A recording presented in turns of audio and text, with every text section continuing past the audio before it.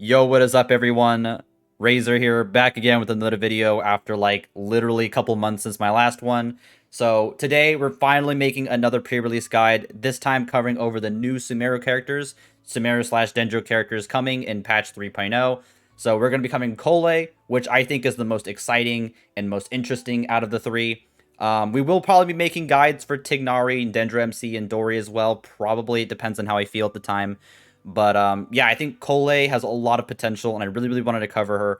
And I think Dendro is going to be absolutely sick because basically a lot of Dendro has all these really, really cool interactions with the other elements, and a lot of them very good. And I think a lot of the best Dendro teams coming out have potential to be on the same tier or even potentially outpace a lot of the current meta teams at the moment, including the Raiden National team, and the traditional vape teams that people use and so on and so forth. And hopefully throughout this video, I can kind of explain my reasoning why I think Dendro is going to make this such a big impact and why Collei is going to be like arguably one of the best characters coming out, especially given that she's free and she's cool, and she came from the trailer that everyone liked, the Fatui one, and she's in the manga, so I figured she's the character a lot of people have a hype for, so I'd rather, hey, this character's got to be first when I make this video, right? So, just a couple disclaimers before I start this video. This is going to cover leaks. However, I am not going to be using, hopefully, as many leaked assets because I don't want to get fucking hit by DMCA from Mihoyo. So if you guys don't see any gameplay, obviously, from the abilities, I apologize. I don't want to get fucking DMCA'd. And then also, there's, I make a lot of the assets that I see. So, like, we're going to show the honey page, obviously, but a lot of the icons may be, like, cropped out or something. So, like, I don't get hit. But yeah. So today in this video, we're going to be covering a little bit of everything. So again, stats, abilities, weapon choices, artifact choices, constellation teams, and hopefully this can help you like figure out how to build Collei in advance and what sort of things you may want to get up before Sumeru drops. So yeah. So without further ado, let's get going into the stats. So going into Collei's stats on Honey, I'm gonna be honest, their base attack's really low, but it doesn't matter because you can kind of supplement this through sort of weapon options, so it's not too much of a concern.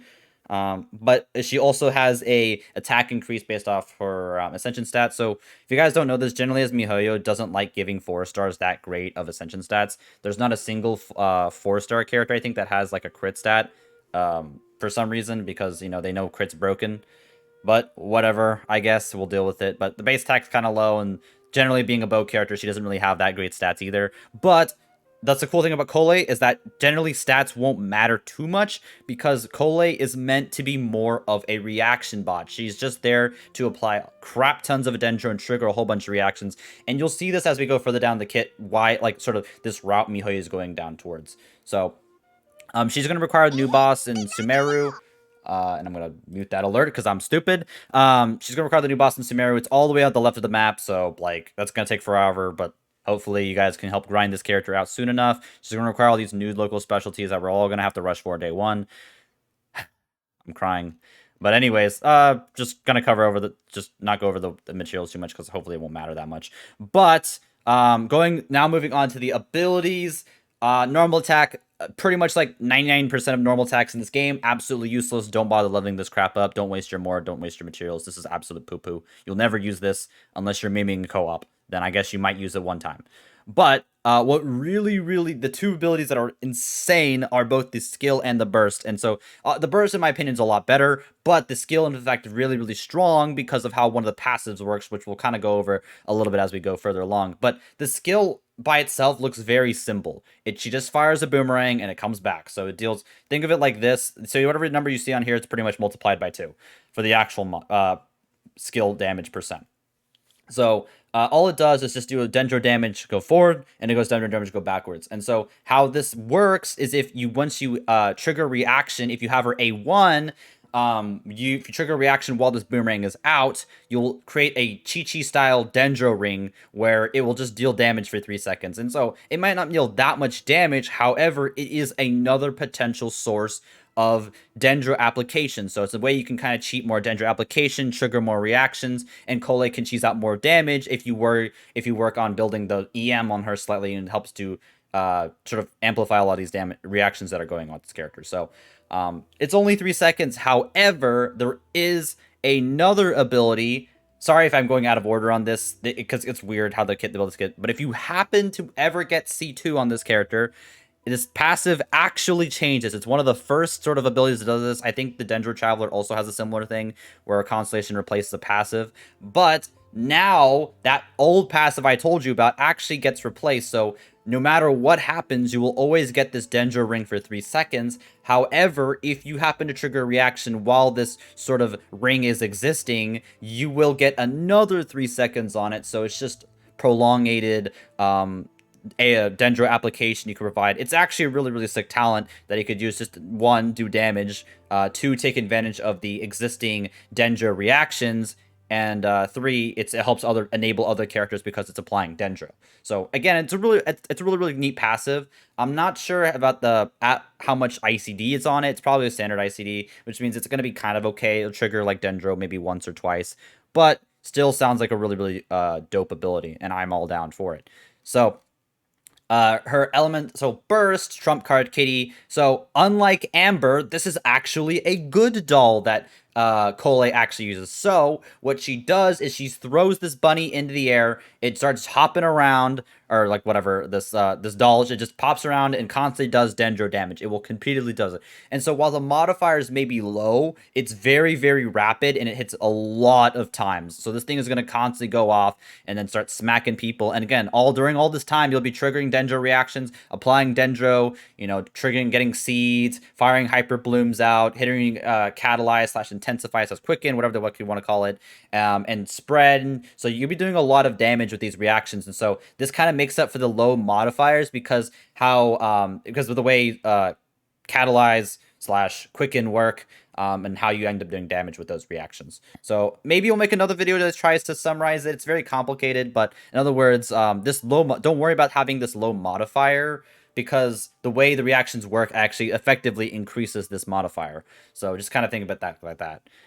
So another thing is that you may be thinking, wow, Razor, but isn't this duration like really short? It's 6 seconds. Well, sir, that's where the second passive comes in. So every time a character within the elemental burst field, kind of like Ganyu, where it makes a field, or Albedo, whatever, triggers a reaction that's related to Dendro, she will get another second of this burst. So you can get another 3 seconds of this burst, just kind of chilling in there. So it goes from 6 seconds to 9 seconds, which is actually really easy to do. It's very simple. So you only have 6 seconds of downtime, and it's only tied to a 60 burst. So it's pretty cheap, relatively cheap, especially with some of the options that I'll recommend later on for weapons. It won't actually be too difficult to get her up. So I think this ability is really crazy, and it's really nice. And so, yeah. So that is the second ability. Those are like the two abilities. And I also kind of covered the two passives as well. But again, first passive creates a ring, Chi-Chi style ring that does that can deal Dendro damage, which will trigger reactions and so on and so forth, as well as the extender for the elemental burst. However, fun fact, her passive is another gliding one. I know people don't care about this one as much. Amber has it, Venti has it. However, cool fact. So if you notice, the name of her passive is called Gliding Champion of Sumeru. Now, let me go to my game real quick. If you go to Amber, if I can find her, she's probably all the way back here. If you go to Amber's passive, it's actually called Gliding Champion, which is really cool. It's a nod to Amber, and because her and Amber are friends, if you guys don't know and didn't read the manga, so they're really close buddies to each other, and it's kind of funny that they have like a very similar passive. So again, lore people are going to be pogging when they see this, but I just thought it'd be a fun, cool fact to show you guys. So, yeah. So anyways, back to the video. So we covered the abilities roughly for the character, hopefully kind of understand at a core how this character plays. And so now we're going to be covering weapon options. And again, we're going to be going back to my game. So, when we talk about weapons, I have some really cool ones. So there's options for whales and options for free-to-plays.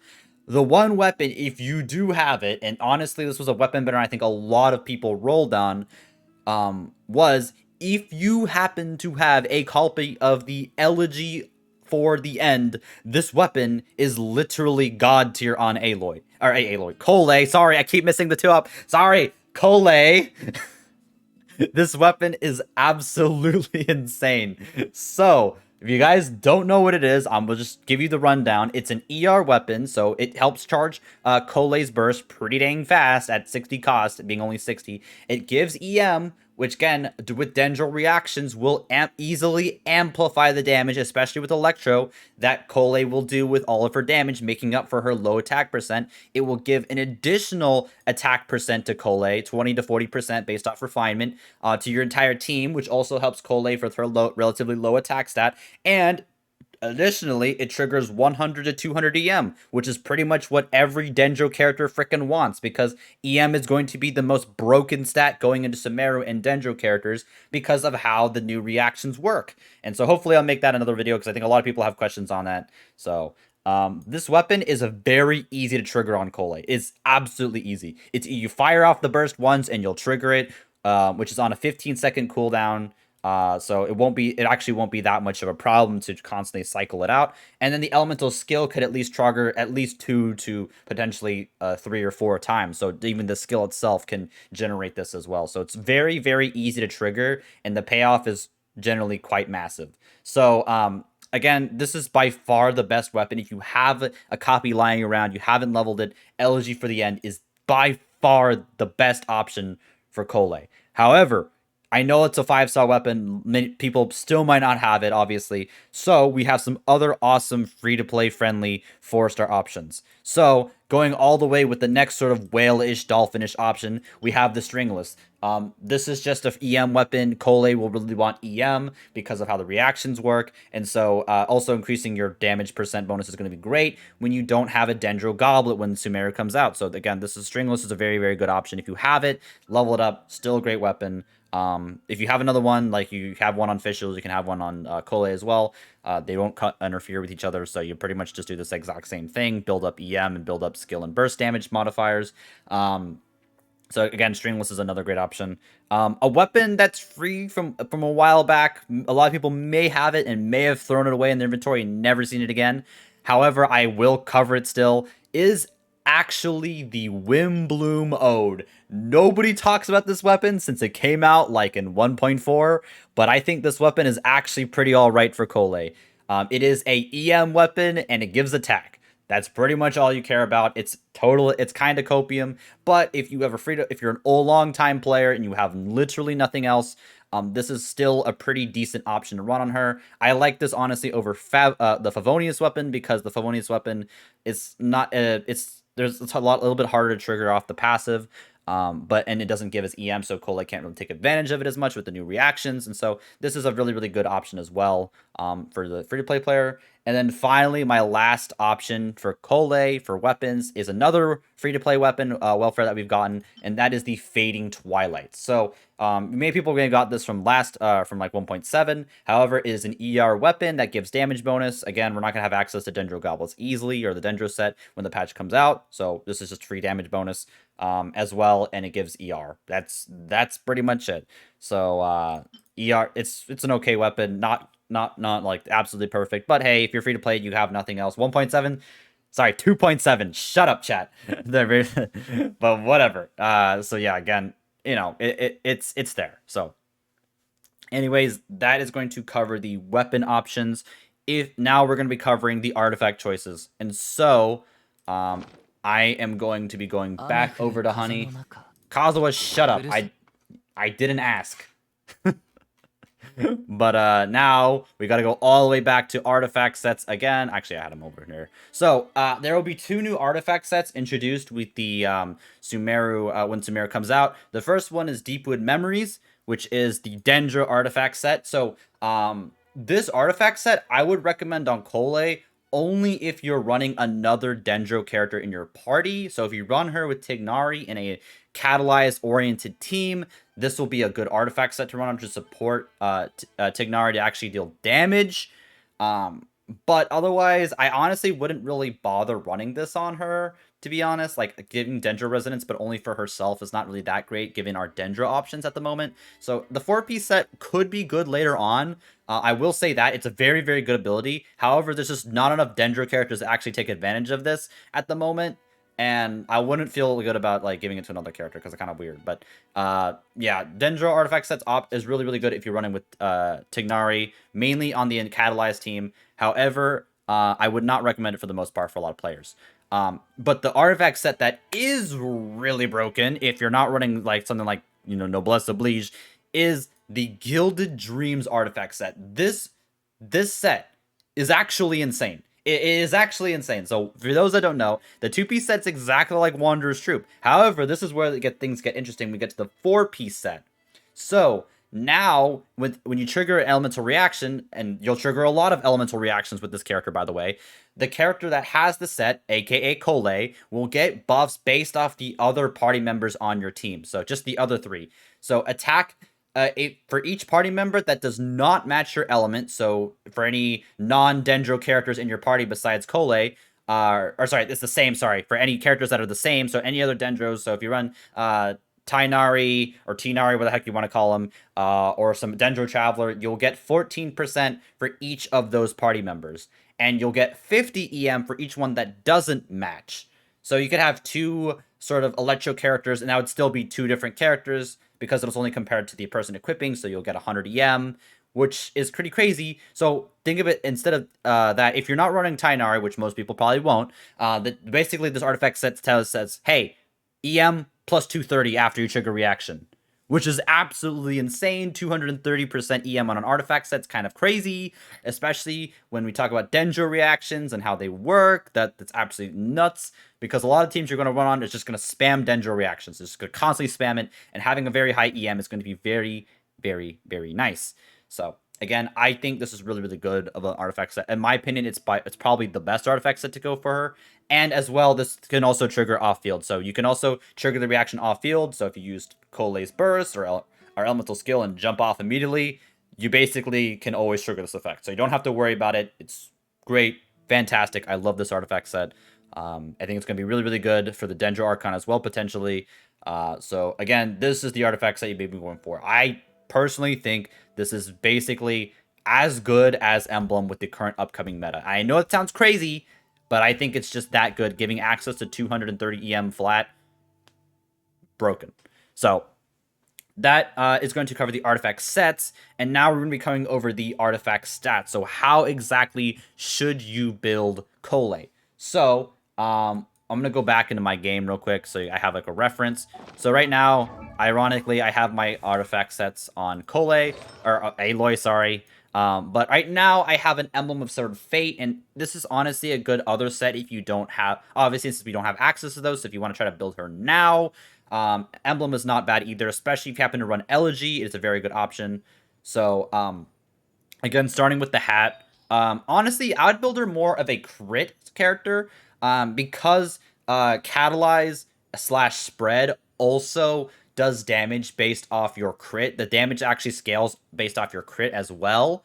So building crit is never a bad idea on these characters. Instead of however bring like a Sucrose that does no crits, she can actually still run crit because you'll trigger a lot of other Dendro reactions. So again, I would recommend crit rate for pretty much 99% of the time on her, and try to mainly go for EM and maybe some ER and attack. Pretty much the same as usual for a lot of people, but EM is going to have a lot of value. So as we go on. So again, crit damage and EM are like the main 2 stats you're looking for, but you also don't mind ER and attack percent. So moving on to the cup. Right now, if you guys don't have a EM Goblet, I know those have like a 2% drop rate. Go for attack percent, but EM or attack percent on the Goblet if you don't have Dendro damage bonus. And then once you do get a Dendro damage bonus Goblet, it's pretty nice. Then just put it on Collei. And then again, you're looking for the same stats: crit rate, crit damage, EM is like the 3 stats you're looking for, and then ER and then attack percent. So again, I'll either run attack percent Goblet or EM, depends on how lucky you are. So for the timepiece, honestly, it's kind of a debate. It kind of depends on what you're running as well. But EM or attack percent is what you're going to be looking for here. I think you probably have to mix and match and find out what works best for your build. Personally, I am running an attack percent because I have many other sources for Dendro, for EM, and increasing that in my party because of Elegy and like Sucrose and other things, so you can kind of cheese out more EM. A little bit harder in my team to increase attack, so I'm opt to go for an attack percent piece here. I think they'll be better. So again, same stats, crit rate, EM. It's exactly what you're looking for. The plume and the feather, again, I'm gonna mainly prioritize. Again, just same as usual. Go for high crit rate, high crit damage if you can, and then go for elemental mastery as well as your second stat, and then energy recharge. That's kind of the order you're gonna be looking for in your stats. So prioritize crit, obviously though. So take that over anything else. And so here's my other piece. And so my current stats on Collei potentially are like, oh, actually this is the wrong weapon. Lol. Whoopsies. Okay, anyways, this is the right weapon. So now we have 72 crit rate, 136 crit damage, and 200 ER because her elemental burst will go burr, and she'll pretty much spam forever. She'll have a heavy amount of EM, and also has ways to boost EM through her comrades. So, so this will basically increase her damage by a lot. So, and there you go. So that's pretty much my build right now for Collei, how I plan on building her. So now we're going to be going over the whale section of the video, back to Honey when it comes to Constellations. So, going back to Collei, finally back to Constellations. So, her first constellation is basically exactly like Xiao's C2.